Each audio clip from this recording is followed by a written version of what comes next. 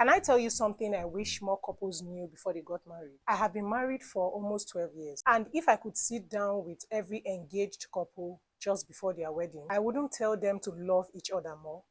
I wouldn't tell them to pray more. I would ask them to have 6 conversations, because many of the problems couples face after marriage don't begin after the wedding. They begin before it, with conversations that never happened. Not because they didn't love each other, but because they assumed that they wanted the same thing. They assumed they will handle money the same way. They assumed they will raise children the same way. They assumed they will deal with conflict the same way. And assumptions have destroyed many marriages more than people realize. So whether you are dating, engaged, or simply preparing for marriage one day, these are 6 conversations I genuinely believe can prevent many problems in marriage. So let's have them now. The first conversation every couple needs to have before marriage is about purpose and vision. One of the biggest mistakes people make is assuming that because they love each other, they are automatically building the same life. But love doesn't tell you where you are going. Vision does. A while ago, I made a video that sparked a lot of conversation. I said that generally speaking, men don't marry based on love alone. They are often more strategic. They usually have a picture of the kind of life they want, the kind of family they want to build, and they look for someone who fits into that picture. In that video, I encourage women to become more intentional too. Not manipulative, not calculating, but intentional. Because one of the greatest gifts you can give yourself is making one of life's biggest decisions with clarity and not emotion alone. Before you get married, ask each other, what are we trying to build together? What does success look like for our family? Where do we hope to be in 5 years, 10 years? Do we both want children? If yes, what kind of home do we plan to create for them? What kind of lifestyle are we working towards? What role will our careers play? I have seen couples who genuinely loved each other but had completely different visions. One wanted a quiet, simple family life. The other dreamed of moving around the world, building businesses, and constantly chasing new opportunities. Neither person was wrong. They simply weren't building the same future. Marriage isn't just about choosing a person. It is also about choosing a direction. If your visions don't align, love alone may not be enough to keep pulling you in the same direction. The second conversation you will need to have is about faith and values. Now, because I am a Christian, faith is naturally one of the biggest parts for me. But even beyond religion, every single person has values. The question here is whether yours aligns. What principles will guide your marriage when life becomes difficult? What will shape the way you make decisions? How will you decide what's right when you don't agree? For those of us who are Christians, it's important to ask questions like, will Christ truly be the center of our marriage? Will we pray together? We will be committed to a local church. How do we want to raise our children spiritually? How will our faith influence our friendships, our finances, and even the way we forgive each other? But don't stop there. Talk about your core values too. Do you value honesty above all else? Do you value family time, hospitality, generosity, personal growth, service? Because values shows up in your everyday choices. One person may believe weekends are for spending time with family. Another person may believe weekends are for working harder to get ahead. Neither person is necessarily wrong, but if you have never talked about it, you will both assume your way is the normal way. And that's how frustration begins. When two people share the same values, making decisions becomes so much easier. You are no longer pulling in different directions.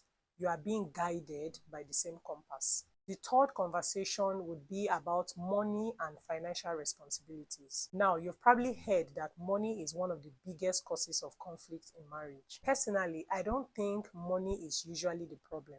I think poor communication about money is. Many couples don't argue because they don't have enough money. They argue because they had different expectations that were never discussed. One person believes everything should be shared. The other believes everyone should keep separate accounts. One person loves saving.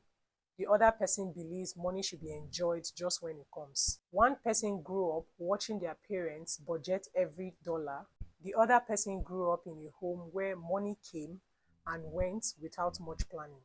Neither approach automatically makes someone a bad spouse, but if you have never talked about it, marriage has a way of exposing those differences. So it's important to have the conversation. How will we manage our finances? Would we combine our income? How do we make major financial decisions? How do we feel about debt? How much should we save? Who will be financially responsible for what? What are our financial goals as a family? The goal isn't to agree on every little detail before you get married. The goal is to understand each other's mindset before life puts a lot of pressure on your finances. Because financial peace doesn't happen by accident. It happens through honest conversations and shared responsibility. The fourth conversation is about expectation and non-negotiables. This is one of the most overlooked conversations before marriage because many people don't marry the person in front of them. They marry the version of the person they have created in their minds. They expect their spouse to know what they need without ever saying it. They expect marriage to naturally become what they have always imagined, and then they become disappointed when reality looks different. Talk about your expectations. What does a healthy marriage look like to you? How do you expect household responsibilities to be shared? What role do you expect each other to play? How much time do you like to spend together? How important is personal space? What makes you feel loved and appreciated? And then you talk about your non-negotiables. What are the things you simply cannot compromise on? Not your preferences, your values. And there is a difference. Your spouse doesn't have to like the same food you like. That's a preference. But honesty, respect, faithfulness, kindness, those are values. And it is important to know where each of you stand before marriage. Because unmet expectations often becomes silent resentment. The conversation you avoid before marriage usually becomes the argument you have after marriage. The fifth conversation would be about conflict management. One of the biggest myths about marriage is that healthy couples don't fight. That's simply not true. Healthy couples disagree. The difference is how they disagree. Conflict doesn't destroy marriage. The wrong response to conflict does. So ask each other difficult questions. When you are upset, do you prefer to talk immediately or do you need some time to process it? How do you like to receive an apology? How do you handle criticism?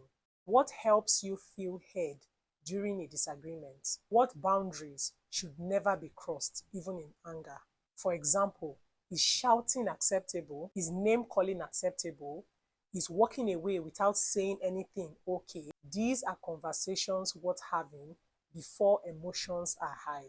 Because conflict has a way of revealing habits you carried from your family, your childhood, and your past relationships. The goal isn't to avoid disagreements. The goal is to create a marriage where both people feel safe even when they disagree. Because every marriage will experience conflict, and not every marriage knows how to handle it well. The sixth conversation every couple needs to have before getting married is about family and boundaries. When you get married, you don't just marry the person, you also become connected to the people they love, their parents, their siblings, their relatives, their friends. And while those relationships can be a beautiful blessing, they can also become a source of tension if healthy boundaries are not discussed. Before you get married, talk about questions like, how involved should our families be in our marriage? How do we spend holidays? How do we handle situations where our parents disagree with our decision? What happens if a family member asks us for financial support? How much information about our marriage should stay between us? These conversations may feel uncomfortable or even useless right now, but they are far less uncomfortable than having your first major argument about them after the wedding. One of the healthiest things a couple can learn is this: marriage creates a new family. That doesn't mean you stop loving and honoring your parents. It simply means your spouse becomes your first priority. Healthy boundaries don't push people away. Healthy boundaries protect what you are building together. And as I was preparing this video, I couldn't help but think about something. These 6 conversations are incredibly important, but having the conversation is only half the work. The other half is knowing what question to ask, understanding yourself, understanding the person you are choosing, and making that decision from wisdom rather than emotions alone. And that's actually one of my reasons for creating my course, The Kind of Man You Should Marry Based on Who You Are.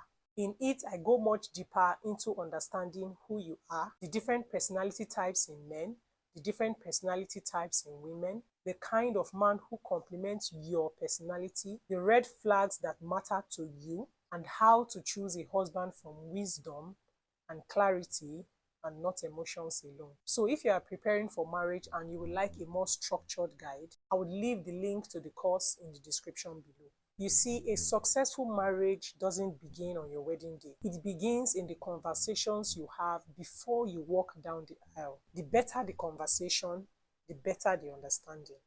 The better the understanding, the wiser the decision. And the wiser the decision, the stronger the foundation you would have to build your marriage on. I would love to hear from you in the comments. Which of these 6 conversations do you think couples skip a lot? Or if you're already married, which conversations do you wish you had before you got married? I think your answer would help someone who is watching this video. And if this video encouraged you, don't forget to like, share, and subscribe for more videos like this. Till I see you in my next video. Bye.